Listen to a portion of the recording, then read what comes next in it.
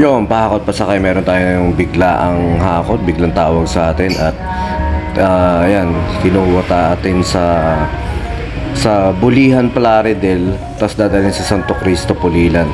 At dyan na tayo dumaan sa San Jose.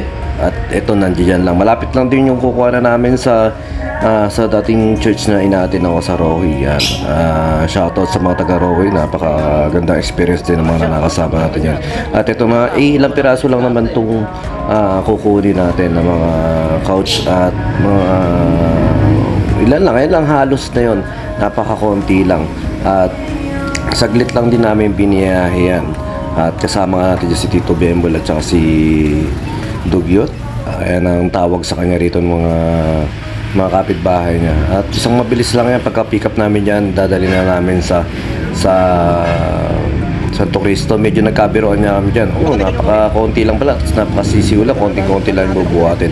Baka ang problema naman ang sinabi namin, ayun niya, kung gaano natin kadali pinikap, baka napakahirap ng pagdidelibera namin. At ayun niya nangyari nung syempre pagbiyahe na namin pabalik papunta ron, pagdidelibera namin, medyo challenging nga, medyo napakalayo pala ng mula karsada hanggang doon sa pinakadulo sila. Kasya naman yung truck, ang problema lang medyo mataas yung truck natin, kaya yung alambre ang problema, at saka yung sa balingan doon sa dula medyo mahihirapan. Kung paatras naman, napakalayo talaga, kaya makikita nyo mamaya sa video na to yung hirap din minsan na hindi sinasabi ng client natin, o hindi na amin ng client natin na, sir, medyo malayo lang ng konti pagbubuhatan mula karsada hanggang Apari, mga parang ganun. Kahit paano, nagkakaroon tayo ng idea kung paano nyo kami pahihirapan. And the joke, kung paano namin kayo matutulungan sa paglilipat ng gamit. Nakita nyo naman, medyo maputik-putik pa yung daan yan. At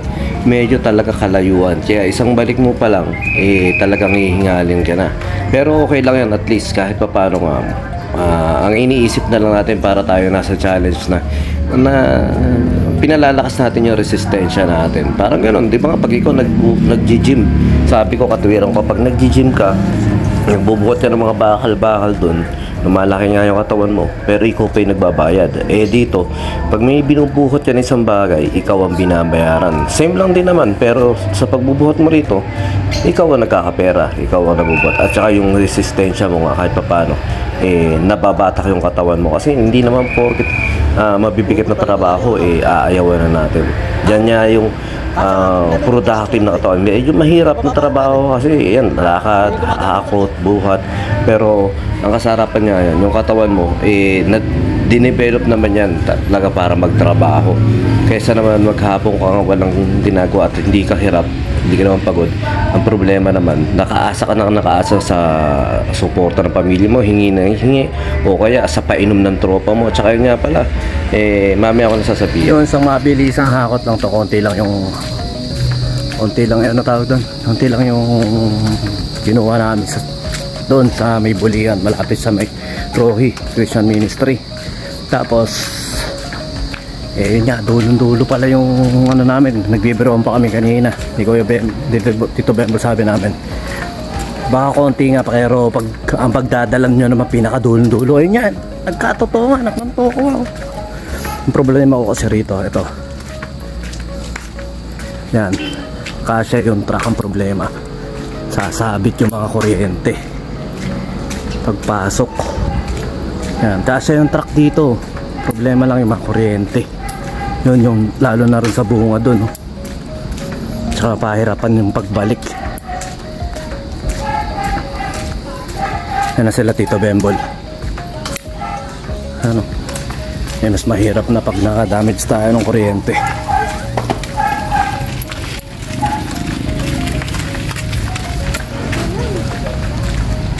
Ako natitira rin sa isa, nadali tayo, ganun talaga buti na hala, konti. Kaya ba? Magalang mo ito. Oo nga. Lintik lang, layo. Muna yung baba ba? Yun, wala tayong mga parkingan. Ginawa natin. Finish na natin yung sakyan. Habang nagbubuhat sila ron, nililinis na natin ito.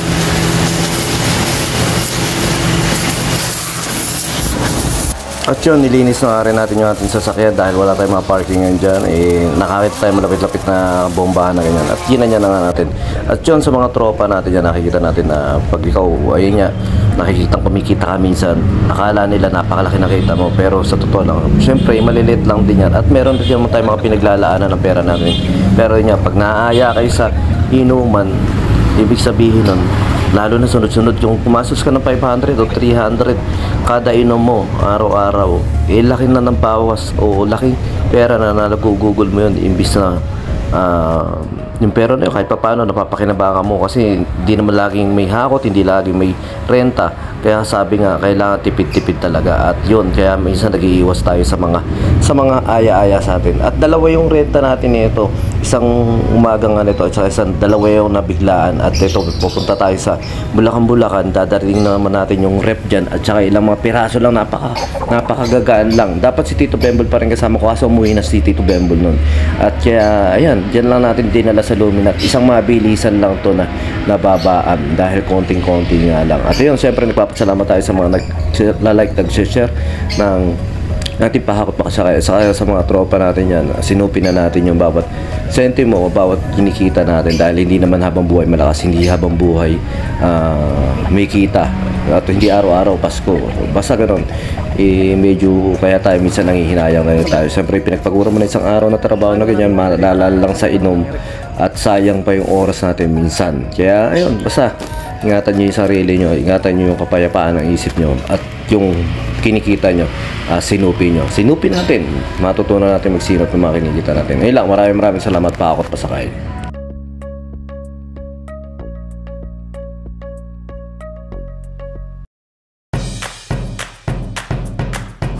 BJAM Lights and Sounds. Yun mga boss, baka may mga upcoming events kayo na parating dyan gaya ng binyag, kasal, debut, at kahit anong okasyon na kailangan nyo ng banda, acoustic band, full band, sequencer, meron po kami at kaya po namin kayong matulungan sa mga paghahanap nyo sa mga pangailangan nyo sa inyong okasyon. At ayun, maraming salamat sa mga tropa natin syempre na nag-share, nagla-like at nagsusubscribe sa atin sa ating YouTube channel. At saka maraming salamat syempre sa mga boss natin na patuloy na nag-hire sa atin. Maraming salamat po ulit.